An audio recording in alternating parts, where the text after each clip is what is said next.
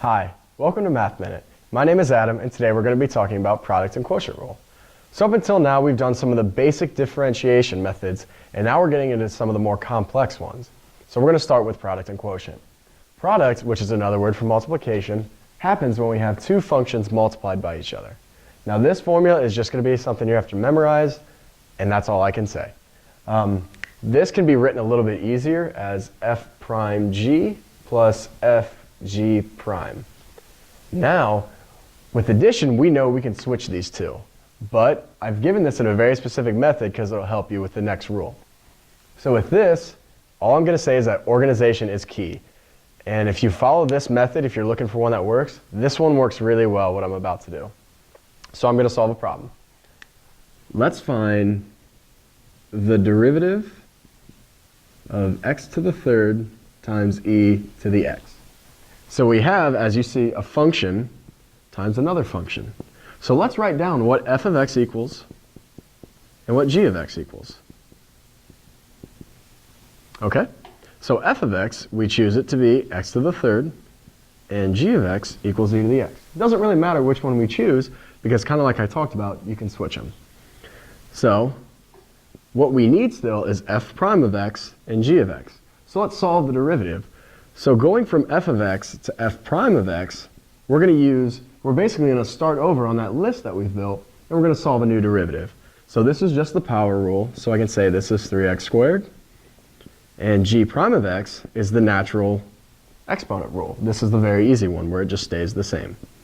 So now we have f prime, g, and g prime, and all we have to do is plug that in.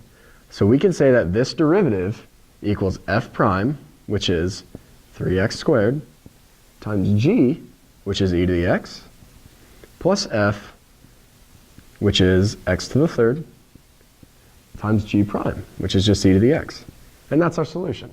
You can simplify that, make it look a little nicer, but for most classes, this is an acceptable answer, unless they say simplify, which that's algebra, so let's just focus on derivatives. So now the quotient rule. This is where I really wanted to stress this formula to be in a specific order, because if you notice, this is that same f prime g minus f g prime. The reason this is important, we can't switch these, because that's like switching a problem or a set from negative to positive, positive to negative. We can't switch these back and forth. So this is actually really important that we keep this order correct. So let's do another problem. Let's take the derivative of 2x over 4 plus x squared. So same idea, organization is key. Let's set this. We need to find f of x and g of x. So as you notice, this is actually important, which is f and which is g. F is the numerator, g is the denominator. So the numerator is 2x, denominator is 4 plus x squared. So now we can start to solve these. We once again need f prime and g prime. F prime of x equals just 2, and g prime of x equals 2x. From these rules, I didn't cover too much in depth, but they're in your book. When you have a constant times just the variable, it's just a constant. Now if you have the derivative of just a constant, that goes to 0, so this just becomes 2x. We get to split this up, worry about this, then this. Those are our two derivatives we need. So from the quotient rule, we can now do the exact same thing, just plug into the original formula. And this is shorthand written as f prime g minus f g prime over g squared. A little bit easier to remember. Quick, mental notes just make you be able to flow through that formula pretty quickly. So if we take f prime, which is 2, times g, which is 4 plus x squared. Now parentheses are actually really important in this case, because if I didn't put these parentheses there, that's a completely different answer. That's 8 plus x squared.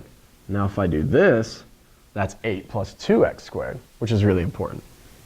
Now minus f times g prime. F is 2x, and g prime is 2x again.